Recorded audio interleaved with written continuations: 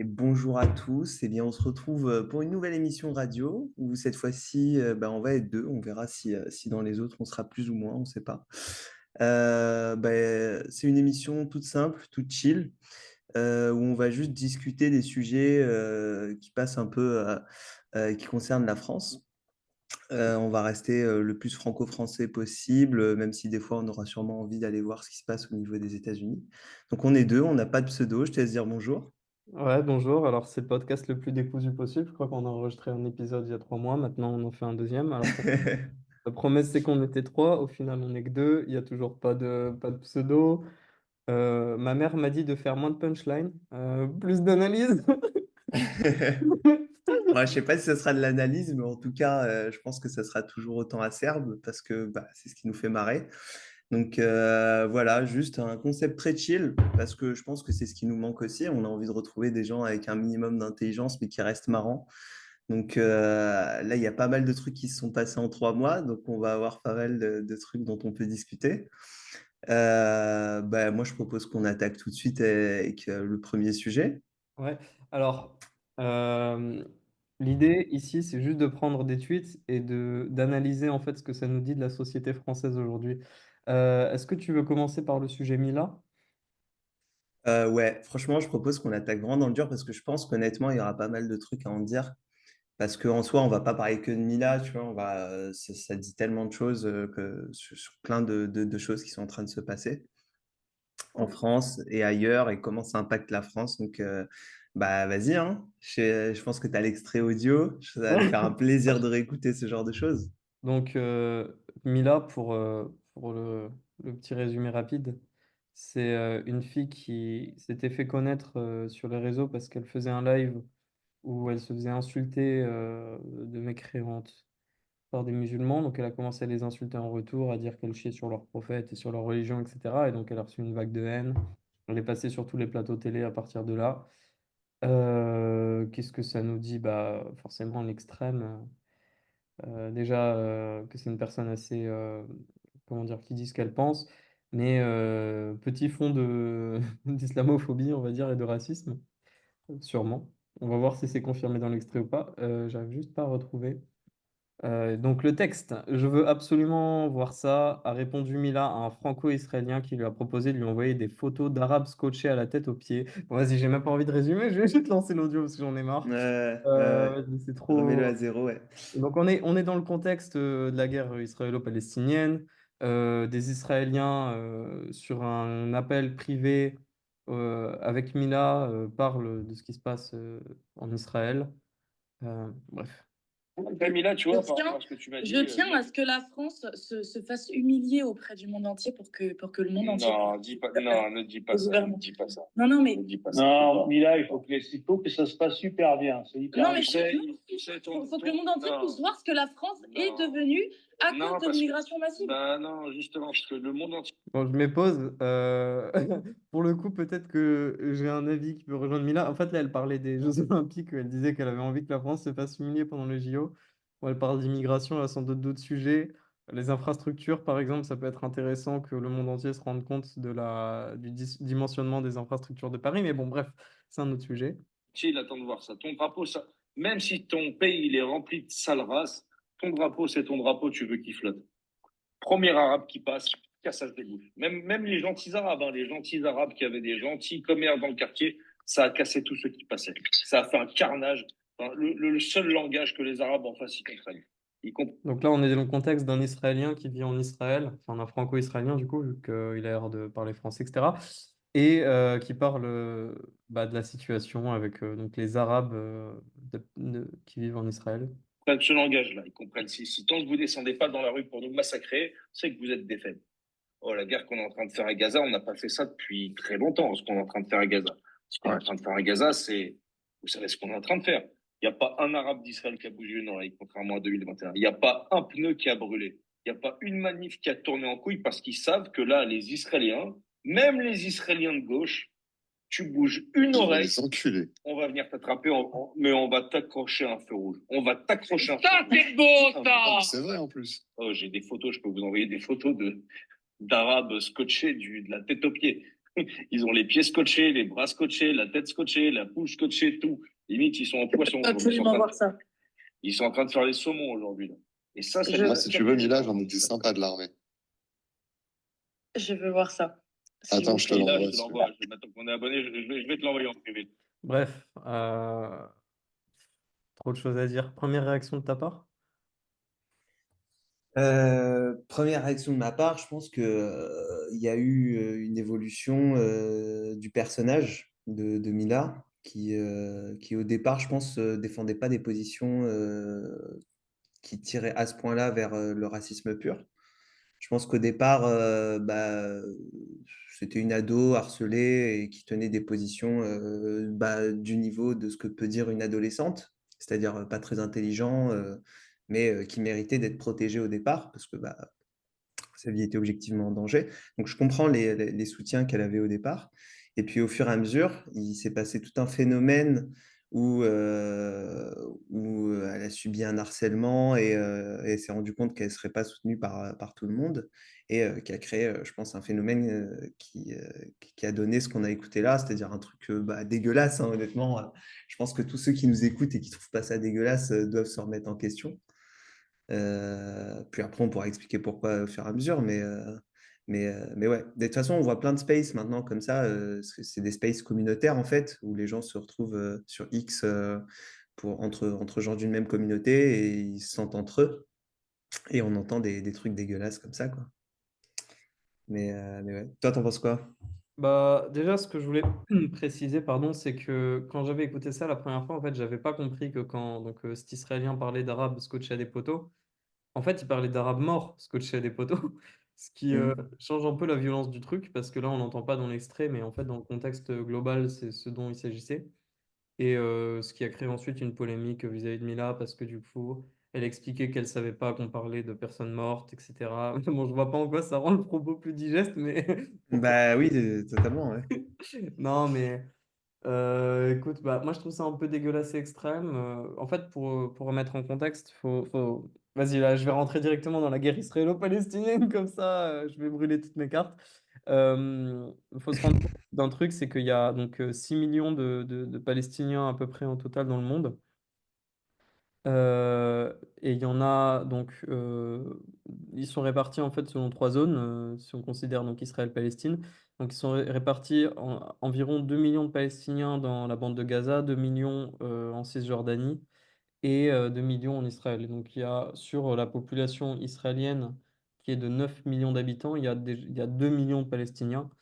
Donc ils sont en infériorité numérique, entre guillemets, vu que les autres 7 millions, du coup, c'est des juifs de différentes origines, donc des Slaves, des juifs d'Afrique du Nord ou même de la région. Mais voilà, on considère que du coup, les Palestiniens, donc qui sont chrétiens et musulmans, qui vivent en Israël, sont 2 millions. Et là, en fait, ce dont il s'agit donc dans cet extrait, c'est qu'en fait, c'est de faire comprendre aux Palestiniens vivant en Israël que si ils veulent faire des manifestations en support à la Palestine, ils vont finir voilà, comme sûrement ce qui s'était passé dans le passé, c'est-à-dire attachés à des poteaux morts. Enfin voilà. Donc c'est horrible. Euh, Mhm. mais ça me semblait important de préciser ce qui constitue en fait le peuple d'Israël. Enfin voilà. Ouais, mais j'avais vu aussi le tweet où malheureusement je pense qu'elle tombe dans un phénomène de victimisation qui là se produit à outrance.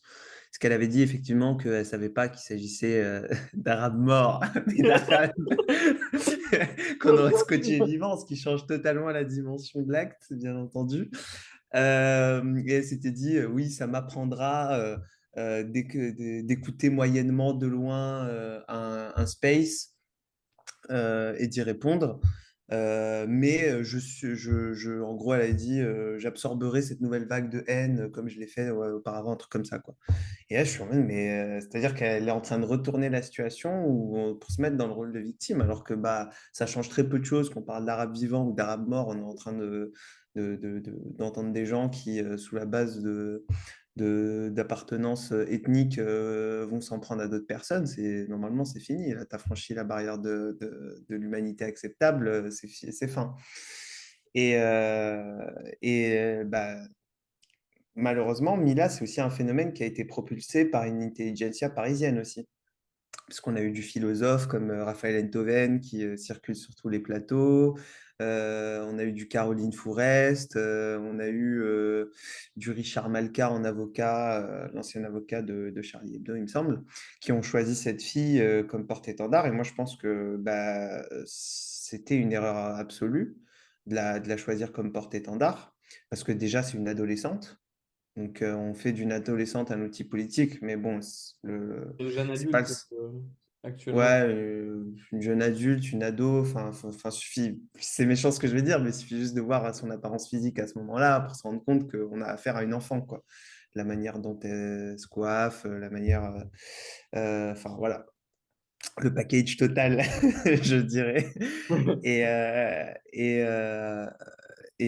qu'est-ce que je voulais dire? Oui, donc ils ont fait d'elle un porte-étendard, alors que je pense qu'au contraire, il fallait éteindre cette flamme qui la mettait objectivement en danger et qui en plus de ça a mis sa santé mentale en difficulté parce qu'on l'a exhibée comme une bête de foire sur tous les plateaux, elle a fait quotidien, elle a été soumise en plus de ça à des manipulations parce que c'était même pas quelque chose qui se voulait sain où on lui disait bah, écoute, défends ta cause, défends ta position, montre que t'es pas. Non, on lui disait non, mais il faut que tu dises ça et elle-même maintenant elle fait les plateaux pour dire qu'elle a été manipulée par des gens, par des macronistes en gros, hein, parce que c'est le camp qu'elle nomme elle-même comme ça, des proches du gouvernement qui lui disaient de ne pas cibler telle ou telle communauté, de faire attention, de faire truc. Donc en fait, ils l'ont vraiment manipulée de A à Z pour un agenda politique.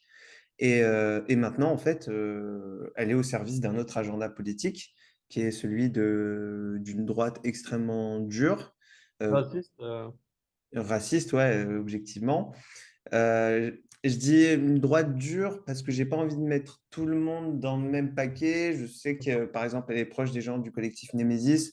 Je dirais pas que tous les gens du collectif Némésis sont racistes, même s'ils se rapprochent de ce milieu-là. C'est un milieu que je connais pas assez, honnêtement, vu que les milieux féministes de droite courent pas trop les rues. J'ai pas encore eu la chance d'échanger avec des gens du collectif Némésis. Euh, mais ouais, j'ai pas entendu. quelle malchance. Mais bon, ceci dit, Ouais. c'est intéressant. Tout échange est intéressant et bon à prendre. Euh, Ouais, ouais. Mais oui, et du coup, cette droite qui est raciste, bah, elle a choisi son camp dans le conflit israélo-palestinien actuel et elle a choisi clairement le camp d'Israël pour des raisons qui, à mon avis, sont une hiérarchie de la détestation des peuples. Ils ont fait leur choix parmi ceux qui détestaient plus ou moins. Et puis, je pense que sociologiquement, il y a une évolution du vote de la communauté juive en France, qui d'abord se sentait représentée par la gauche sur on va dire, la bonne moitié du XXe siècle. mhm. Enfin, sur toute la partie surtout le début de la cinquième, ils se sont sentis plutôt représentés par la gauche, étant donné que quand tu avais des gens comme Jean-Marie Le Pen au pouvoir, enfin, à la tête du camp, on va dire, voilà, bah, tu ne te sentais pas en tant que juif, je pense, de te rapprocher de ce camp-là. Là où il y a eu un travail où maintenant, tu as même des représentants juifs au sein des camps de droite les plus durs, comme Reconquête avec Éric Zemmour. Donc, il y a eu un mouvement, un rapprochement de certaines communautés juives et de la droite très dure. Et donc, Mila, elle se retrouve au milieu de ça et elle se retrouve à défendre des propos qui sont dégueulasses, quoi. Ouais. Enfin, voilà. Moi, je le lis comme ça, le space. Après, il y a d'autres choses à en dire, mais En vas-y, fait, je te moi, ce laisse. qui me fait un peu de la peine, c'est qu'elle fait un dérapage qui est très, très, très dur à rattraper. C'est-à-dire que tu as le droit de critiquer les religions et de dire les choses les plus dures possibles en France. Et je pense que c'est un peu une chance. Après, moi, personnellement, c'est pas un truc que j'adore. C'est-à-dire que critiquer, en fait, c'est-à-dire que c'est des concepts, si tu veux, l'ethnie, slash certains appellent ça la race, la religion, la culture, etc., c'est des concepts différents mais qui se touchent. Et quand tu critiques une religion, quand tu insultes une religion de façon bas de plafond un peu simple et de façon un peu simpliste, en fait, tu touches un peu à la culture des gens, donc tu insultes les gens dans ce qu'ils sont, vu que la culture des gens, bah, c'est aussi une partie d'eux-mêmes. Et donc c'est un peu comme insulter des gens. Et certains voient ça comme du racisme, mais ça ne l'est pas. critiquer par exemple l'islam en disant des choses sur le prophète, etc., c'est pas un acte raciste et en France, ça ne tombe pas sous le coup de la loi.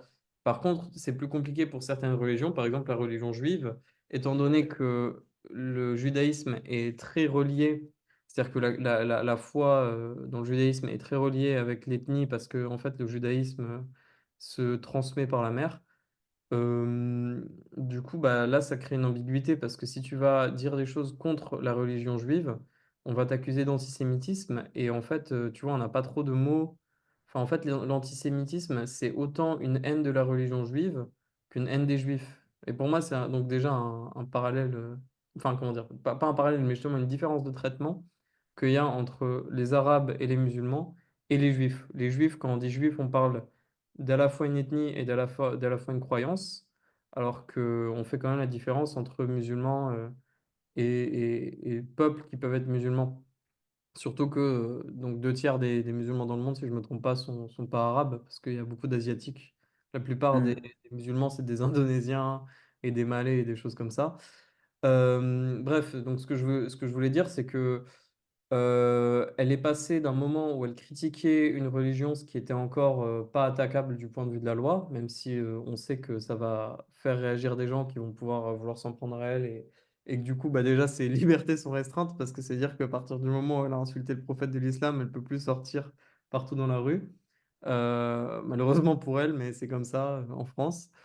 Et maintenant, là, elle insulte une ethnie, quoi. Enfin, elle insulte des Arabes. Donc là, on passe d'une haine d'une région au racisme. Donc c'est un truc qui est beaucoup plus dur à défendre pour elle, parce que là, ça tombe sous le coup de la loi.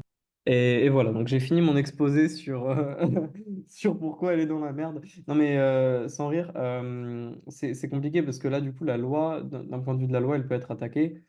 Bon, après, à voir si ça se passe ou pas, mais c'est une distinction importante et je pense que beaucoup de musulmans ne la font pas quand on critique leur religion. En France, je pense qu'ils comprennent pas vraiment qu'il y a un droit illimité à la critique des religions en France.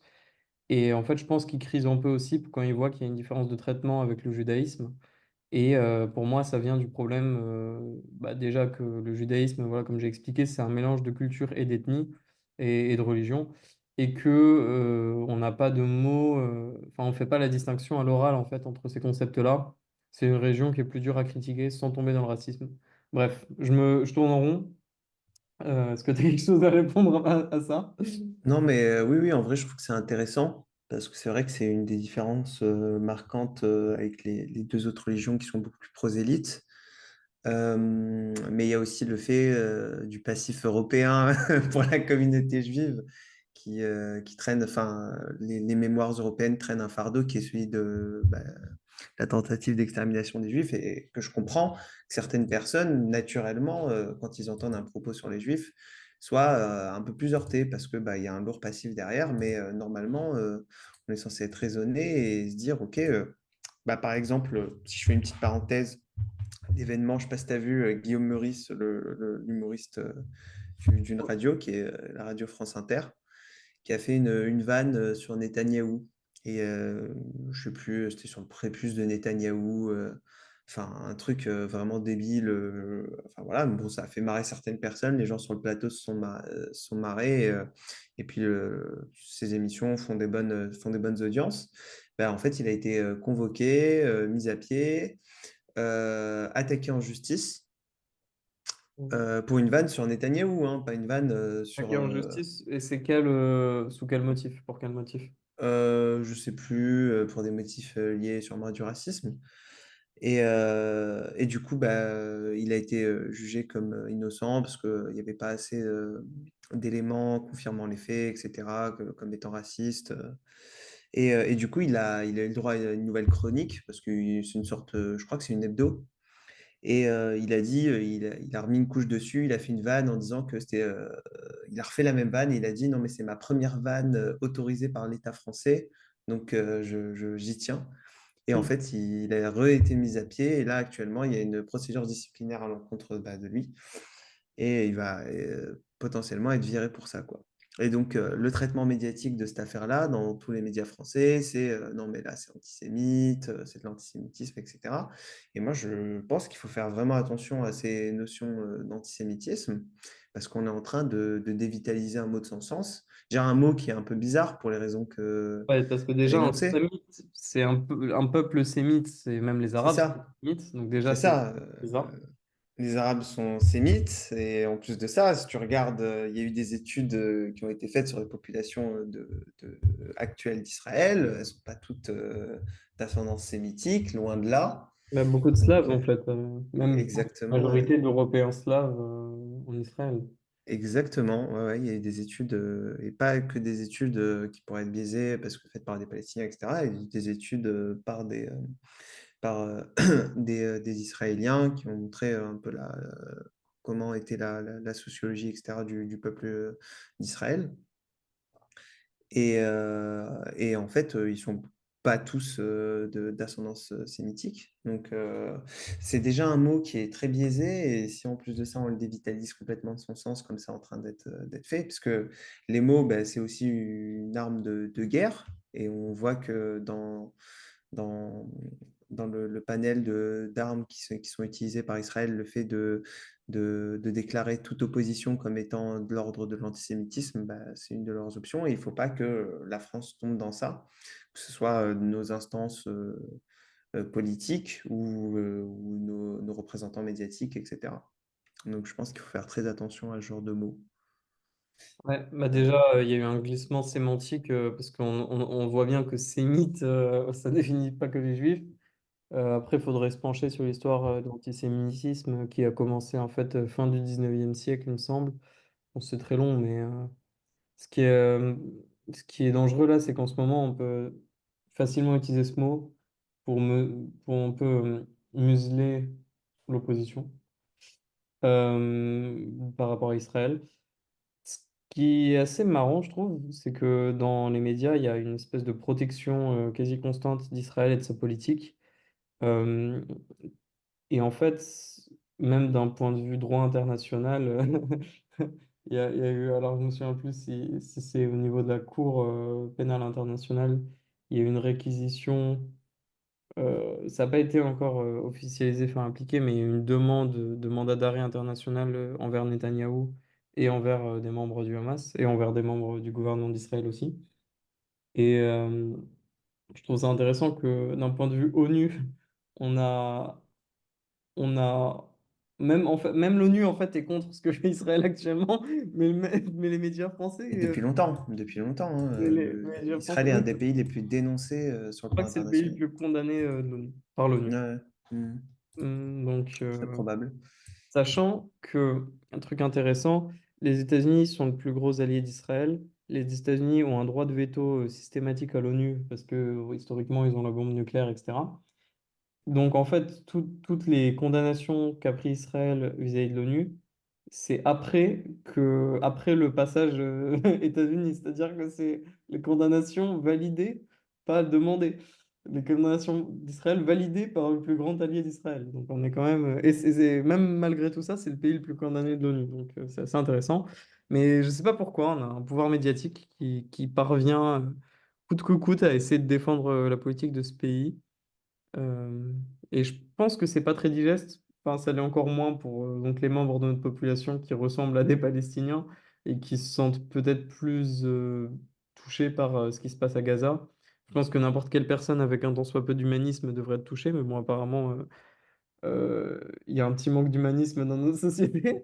Mais, euh, mais oui, donc je pense qu'il y a des gens qui pètent vraiment des câbles en fait, hein, qui en fait voient qu'on a une défense médiatique quasi systématique de ce pays et à côté ça se traduit pas forcément dans la population. Parce que je pense que une grande partie de la population française, peut-être 90%, est contre les bombardements sur Gaza. Mais bon, après je voudrais pas m'avancer par rapport à ce chiffre parce qu'on est tout le temps surpris. Mais donc, D'ailleurs, il y a pas beaucoup justement, alors que pendant que tu dis ça, on voit des sondages un peu à tout bout de champ sur à peu près tous les sujets. Et on n'a pas de sondage de cet ordre-là, ou en tout cas, j'en vois pas trop sur les médias type CNews, BFM, etc. J'ose espérer que la majeure partie des gens seraient au moins massivement contre le bombardement des territoires de Gaza. Ensuite, il y a eu tellement un arsenal médiatique qui a été déployé pour dire que le fait que les attaques qui sont en cours ont pour objectif de détruire le Hamas, que ça ne m'étonnerait pas que ce process de légitimation ait fonctionné un tant soit peu dans les masses, quoi. Ouais. Euh, je pense que ça marche malheureusement parce que c'est ça le problème en fait des médias et pourquoi on a envie de s'y attaquer autant, c'est parce que malgré tout, ils forment l'opinion d'une grande masse silencieuse. Et Mm. peut-être que c'est pas la majorité de la population, mais peut-être que ça forme l'opinion de ne serait-ce que 30% des Français. C'est déjà énorme en fait. C'est des choses qui se traduisent dans les votes, etc. Et là, on peut voir qu'on a clairement des médias qui ne sont pas impartiaux, donc c'est problématique selon moi. Moi, je le vois même à travers moi. Je parlais avec un membre de ma famille qui me disait, enfin, qui disait, ouais, la Russie, faut qu'ils se prennent toutes les sanctions possibles parce que ce qu'ils font est inadmissible en Ukraine. Et bon, moi, je suis pas forcément. J'ai un grand amour pour la Russie, mais je vais pas défendre ce qui se passe actuellement, bien sûr. Mais euh, je disais de façon un peu taquine, ouais, bah alors faut qu'on fasse la même chose pour Israël. Et ce à quoi la personne de ma famille répondait, bah non, parce qu'Israël, ils ont été attaqués le 7 octobre, quoi. Ouais, voilà, ouais. C'est la rhétorique basique qui a été imprégnée C'est la chez tout le rhétorique des médias, quoi. C'est ce que tu entends à chaque fois sur les monde. médias. Mm. Mais, mais c'est vraiment pour ça que Mila, c'est un sujet intéressant parce que bah, c'est vraiment au centre de tout. C'est-à-dire que tu as l'impact médiatique qui a créé une sorte de monstre un peu. Voilà. Tu as le rapport de sorte de cette élite parisienne proche du gouvernement qui a essayé de rentrer dans ce jeu-là. Tu as l'affaire Israël-Palestine et comment c'est lié avec les médias actuels.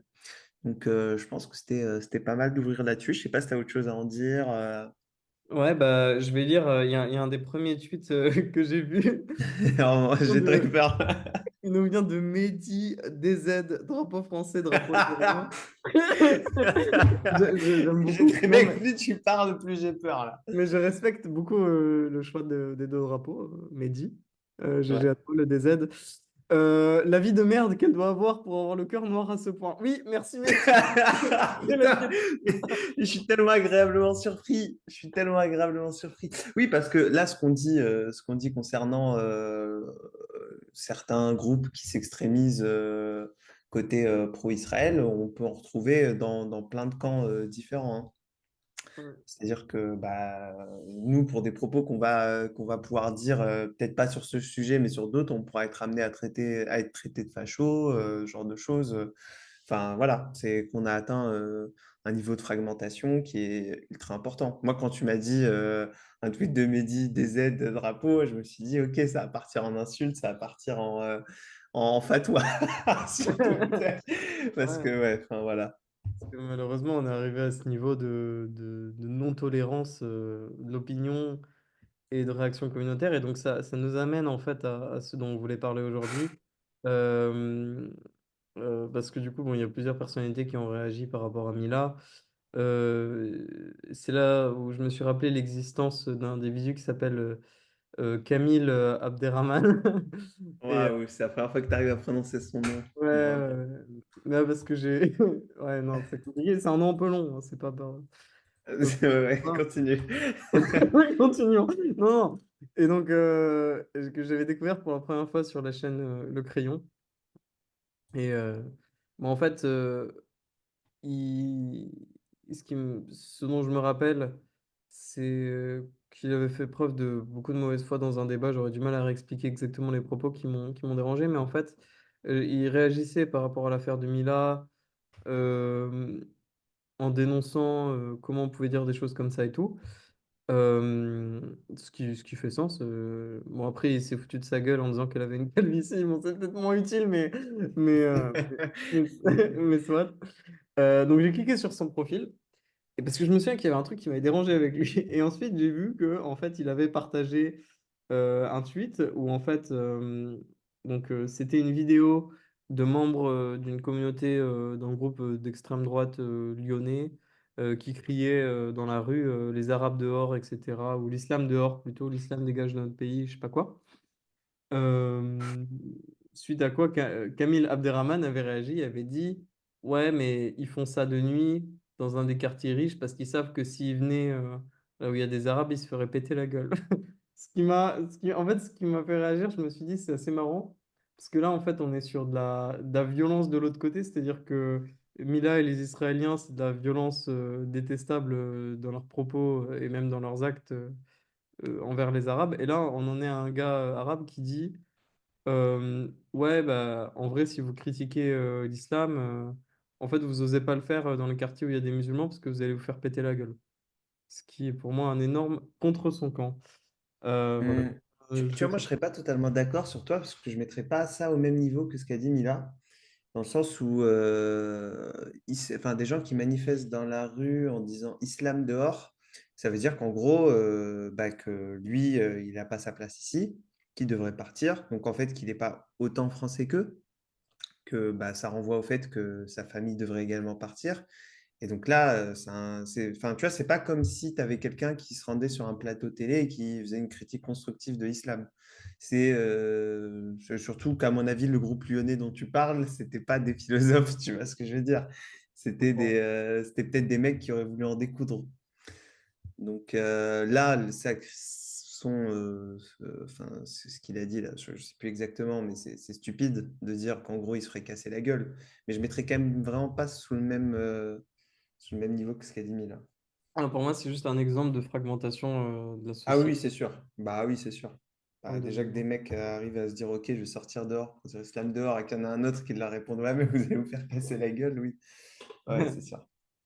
Ouais, bah, je pense qu'on a un problème, mine de rien, avec les religions en ce moment.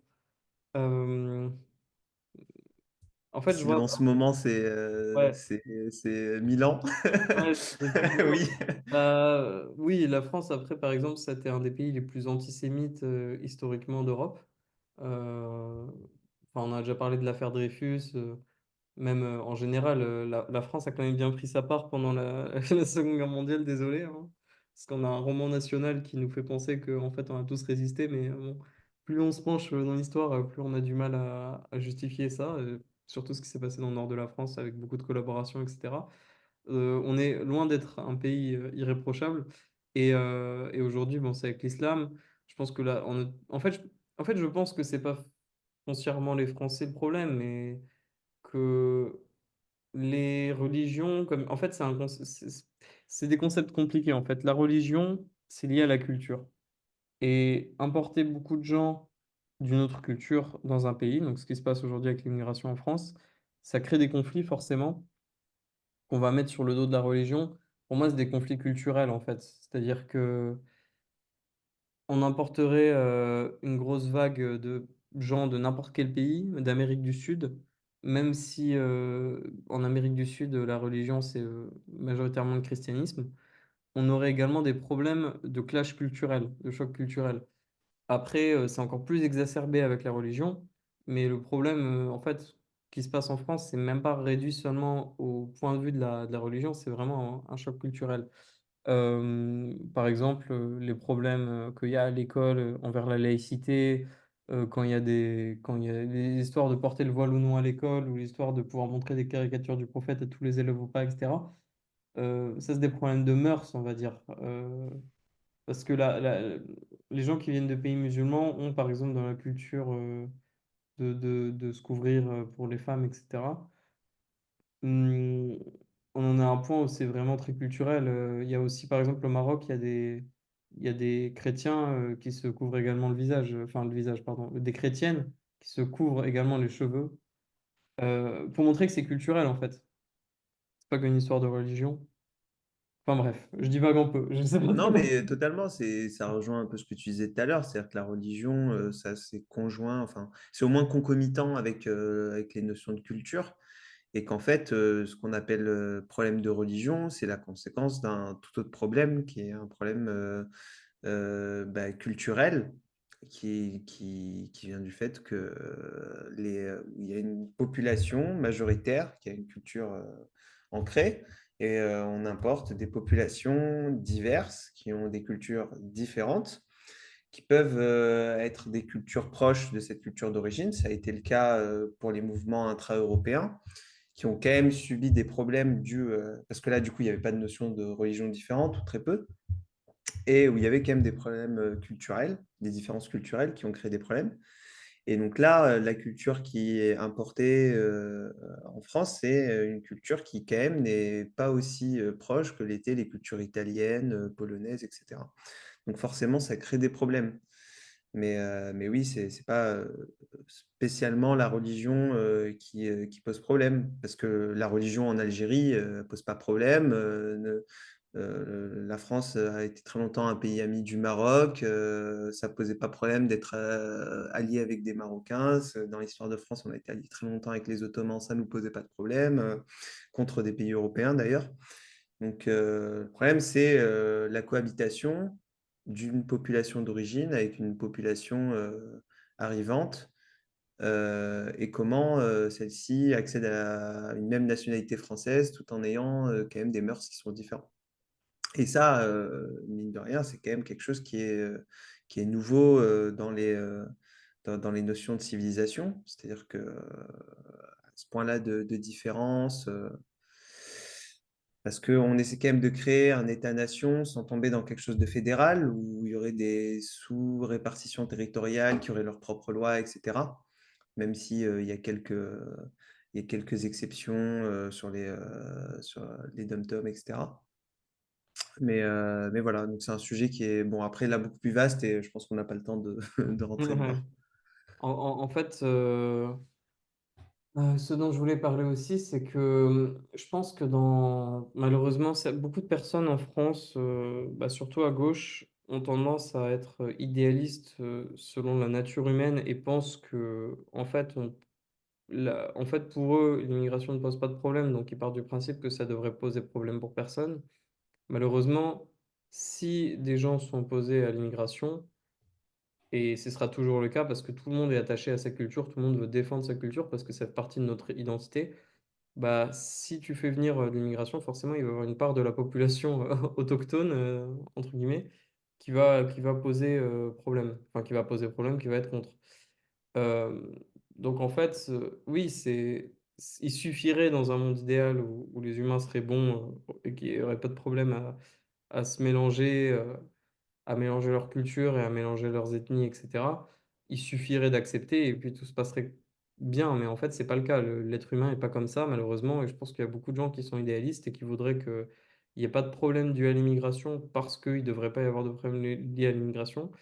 Malheureusement, non. C'est un peu un problème qu'il y a partout. Dans toute l'histoire de l'humanité, il y a toujours eu des problèmes liés au mouvement de population. Ce qui ne veut pas dire que les gens ne peuvent pas cohabiter ensemble, mais ça prend du temps et ça se fait pas facilement. Il y a forcément des moments de clash en fait. Euh, et des moments, quand il y a des cultures qui sont installées à certains endroits, c'est le résultat de la guerre et d'une guerre gagnée, quoi. Je veux dire, l'islamisation de l'Afrique du Nord, ça s'est pas fait magiquement. C'est le résultat de conquêtes. Enfin, pareil pour le christianisme ou toutes les religions qui sont étendues et toutes les cultures. C'est le résultat des empires qui s'étendaient, qui gagnaient des guerres, etc. Euh, voilà, bref. Euh, Ce que je voulais dire aussi, c'est qu'à mon avis, il y a beaucoup d'extrémisation de la part d'une partie de la population française qui est en fait une réaction au ras-le-bol à quelque chose d'autre. C'est-à-dire qu'en fait, il y a plein de Français qui se disent putain, moi j'en ai marre de ces histoires d'islam, de migrants, je sais pas quoi et tout, et donc ils vont faire un all-in dans la direction opposée, quoi. Donc, ouais, il faut pendre les Arabes à des poteaux. Bon, du coup, Mmh. malheureusement, ça c'est une réaction humaine aussi, c'est d'avoir tendance à être, quand tu es contre quelque chose, à aller dans l'extrême opposé, comme à cause dû au féminisme qu'on a en France il y a des gens qui sont partis dans des trucs totalement misogynes, etc.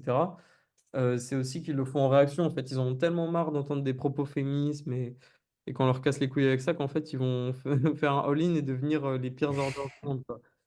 Ouais, Euh, ben, ça, c'est vraiment un problème qu'on a, c'est qu'on est tombé dans l'angélisme concernant les sujets d'immigration, que moi j'attribue bah, soit à de la naïveté, soit aussi à de l'ignorance, parce que quand tu vis au contact des populations, concrètement d'Afrique qui viennent en France, tu vois que c'est pas tu vois que les notions culturelles sont pas du tout similaires, les conceptions de relations hommes-femmes sont pas les mêmes, le rapport, enfin la manière dont on éduque les enfants, c'est pas la même chose. Donc forcément, ça va donner une sorte de clash. Enfin bref. Je pense Ouais. aussi que c'est des gens qui sont pas exposés à ce genre de vérité. Et voilà. Donc, on est passé d'un angélisme à une sorte de délire d'opinion publique où les gens acceptent que des propos comme ça soient tenus, que des propos sur les médias, dans les médias passent à propos des populations arabes, mais qui sont françaises, ou les populations noires.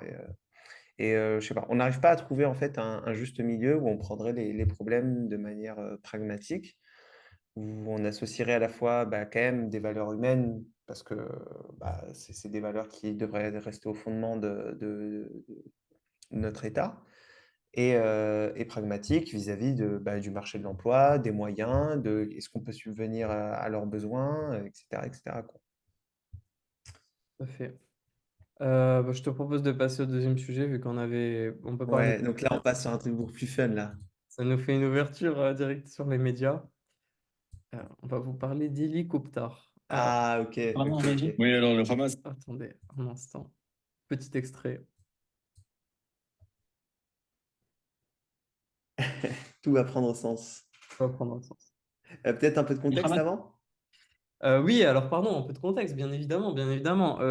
Crash d'un hélicoptère qui transportait le président de l'Iran, ainsi que plusieurs membres, il me semble, du gouvernement. Je suis pas sûr que... Surtout celui des Affaires étrangères, il me semble. Je crois que c'était le ministre des Affaires étrangères ou quelque chose d'à peu près similaire, enfin un ministre en plus.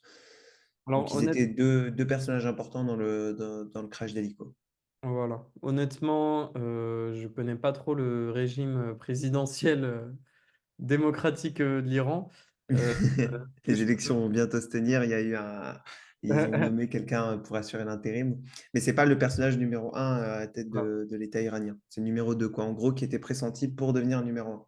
Parce que c'est le Premier ministre qui fait la loi en Iran ou c'est encore différent? Oula, je ne sais pas exactement comment s'agence le pouvoir exécutif et législatif en Iran, mais il me semble que c'était président ou Premier ministre, je ne sais plus. Ok.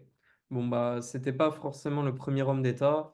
Qu'est-ce qu'on peut dire? Faut savoir sur l'Iran que du coup, c'est une république islamique chiite, donc qui tranche beaucoup avec le fait qu'il y a majoritairement des pays sunnites dans la région du Moyen-Orient, qui est très opposé à Israël. Donc forcément, Israël, qui est un peu l'ennemi juré en fait de l'Iran et de beaucoup de pays dans la région. En fait, Israël, c'est l'ennemi de tous les pays, même ceux qui sont ennemis entre eux. C'est-à-dire qu'en gros, tu as des pays comme l'Arabie Saoudite, qui est le plus gros pays influent dans l'islam sunnite dans le monde, qui est l'ennemi juré d'Israël. Mais parce qu'en fait, on considère que voilà, déjà un pays de juifs qui en fait fait le pays en spoliant des Arabes musulmans de leur terre.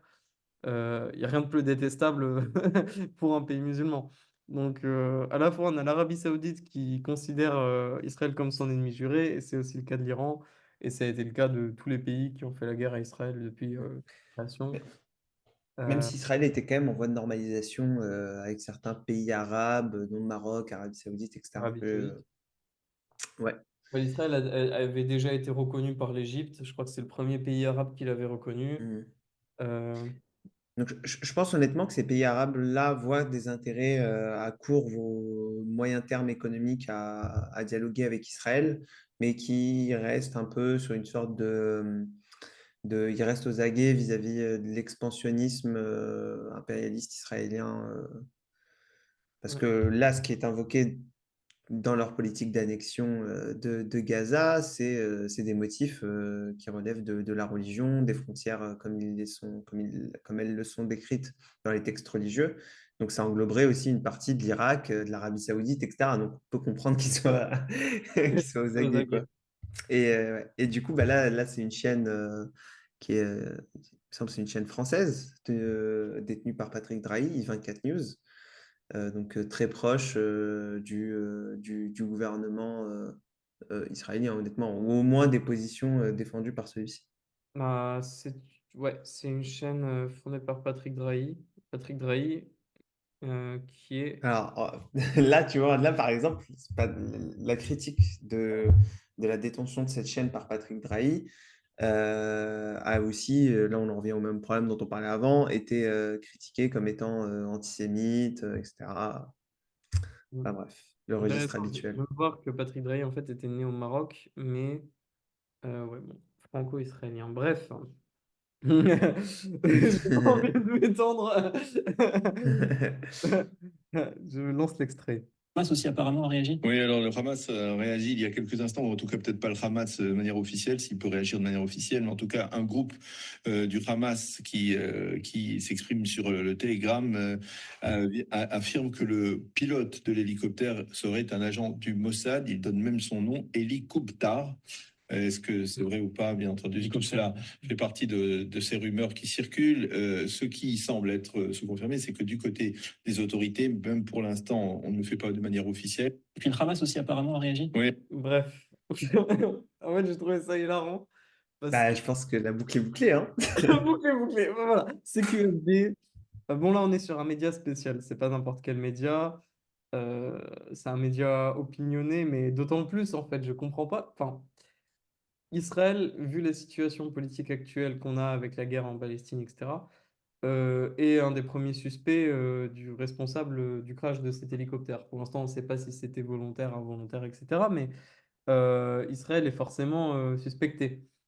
Là, on est sur un média tenu par un franco-israélien qui défend forcément beaucoup les intérêts d'Israël, il me semble, qui partage une énorme blague avec le nom hélicoptère qui veut dire hélicoptère. Et en fait, en fait, c'est trop drôle.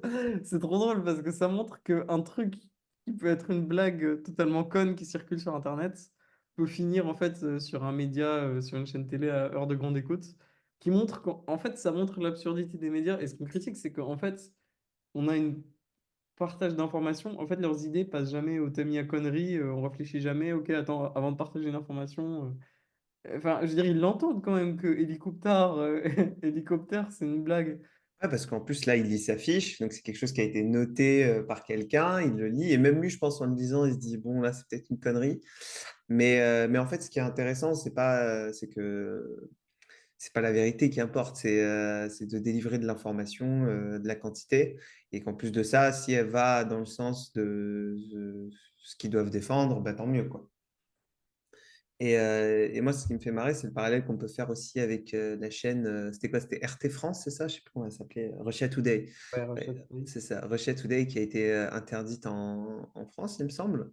Et bah, par exemple, il y avait des députés, alors c'était des députés de gauche, je crois qu'il y avait un député ELV, il y avait une députée, non, c'était pas des députés, mais c'était des représentants politiques, ELV, socialistes et quelqu'un d'autre, je sais plus, sur le plateau de Backseat. Je sais pas si tu connais cette émission politique sur YouTube. En gros, on leur a dit, mais au final, I24 News, est-ce qu'on peut pas en faire un parallèle avec Russia Today? Est-ce que c'est pas aussi un média de propagande qui défend des intérêts étrangers sur les ondes françaises, etc. Et on a vu bah, les représentants politiques, bah, là pour le coup c'était socialiste, dire qu'en fait le parallèle ne pouvait pas du tout se faire. Et là, c'était la même rhétorique. Israël a été attaqué, le Hamas, 7 octobre, etc. Et puis voilà, on voit bien qu'on a un problème à juger objectivement les actions israéliennes, quoi. Bah, en fait, ça se fait.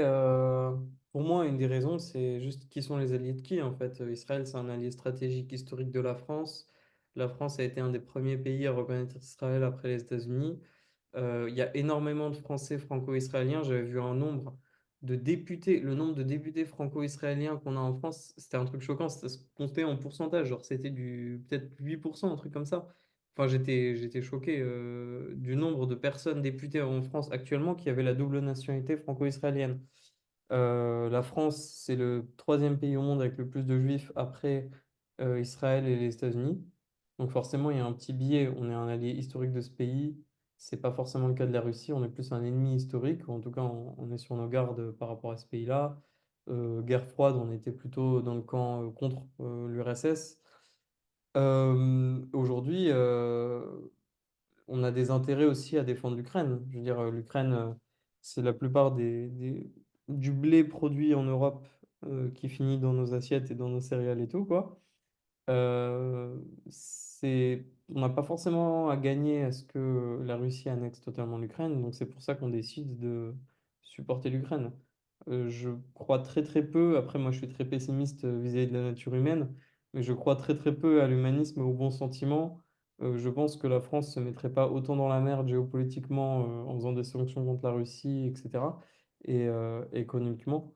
On se mettrait pas dans la merde si on n'avait rien à avoir derrière. À mon avis, il y a forcément un intérêt qu'on a à défendre l'Ukraine et on a des intérêts à défendre Israël. Et c'est pour ça qu'on a une différence de traitement. Mais c'est pour ça que ça questionne en fait toute notre logique de pays libre avec une liberté d'expression, etc. Oui, on a une liberté d'expression parce que par exemple, des gens comme nous, on peut faire une émission comme ça et parler de ce qu'on veut sans finir en prison, ce qui n'est pas le cas dans tous les autres pays qu'on a mentionnés depuis le début de cette émission. Mais, mais ça s'arrête là parce que au final, qui passe sur les grands plateaux télé des grands médias, c'est des gens qui ont une certaine ligne. Et dès que dès qu'il y a un mec qui arrive à casser la matrice et à partager un point de vue qui va à l'encontre de ce à quoi on s'attend dans les grands médias, bah, direct cette personne se fait museler. Tous les journalistes sont à quatre à crier en même temps de façon insupportable pour essayer de couvrir la voix de la personne qui dit quelque chose de clivant. Et à la fin, bah, on peut voir des procès dressés assez rapidement, même si à la fin ça aboutit pas trop parce qu'on a quand même une justice qui est pas totalement débile pour se juger ce genre d'affaires. Mais bon, on a des procès qui sont faits juste pour essayer de faire taire quelqu'un. En fait, quelqu'un dit quelque chose contre Netanyahou, par exemple, il va finir avec un procès peut-être pour antisémitisme. Mm. Puis aussi, c'est des stratégies qui sont faites contre ces gens-là, et dans le sens où quand on les attaque en justice, on n'attend pas forcément de gagner. Ce pas des gens qui sont bêtes, ils sont les meilleurs avocats, ils savent qu'ils ne sont pas forcément dans la raison juridique, mais c'est de l'entrave en fait, c'est de l'entrave à la liberté d'expression. On sait que la personne, elle va devoir payer des frais d'avocat, les avancer, ça va lui prendre du temps. Donc en fait, la prochaine fois qu'il va devoir ouvrir sa bouche sur un sujet, bah, il va y réfléchir à deux fois, quoi. Ouais. Et donc c'est dangereux parce que ça veut dire qu'on va s'enfermer dans une idéologie acceptée, en fait dans des idées qui sont acceptées, des idées qui ne le sont pas. Et en faisant ça, bah, on va empêcher toute critique de la politique qui est menée par la France, quoi. Mm.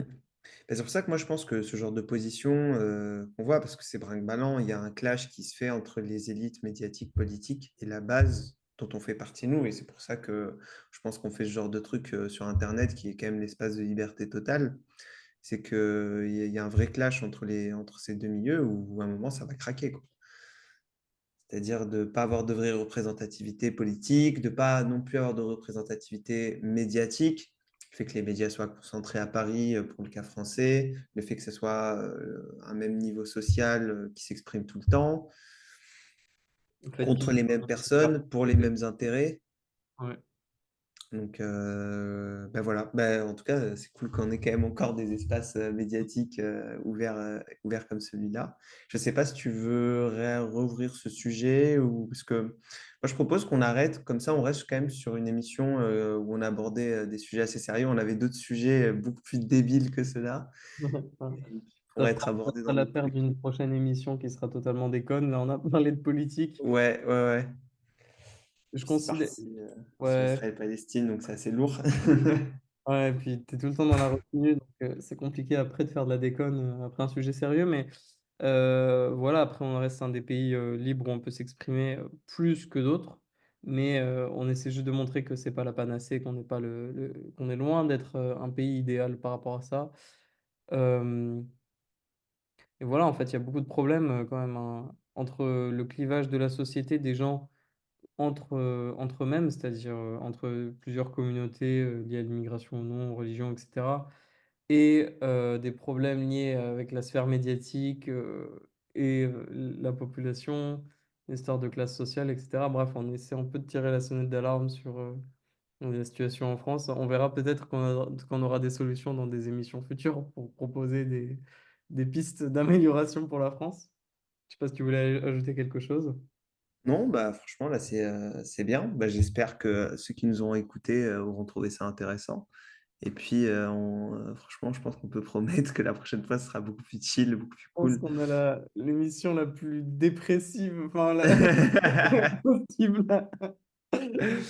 Non, mais au moins, je pense que le fait qu'on dise les termes, moi, je sais qu'en tant qu'auditeur, quand j'entends des gens qui disent les termes, ça me fait plaisir. Et qu'il n'y ait pas d'agenda caché, quoi. Donc voilà, les gens savent ce qu'on pense. Et puis voilà, franchement, bonne émission, c'était cool. Ouais, merci beaucoup à toi et puis à la prochaine. Yes, à la prochaine.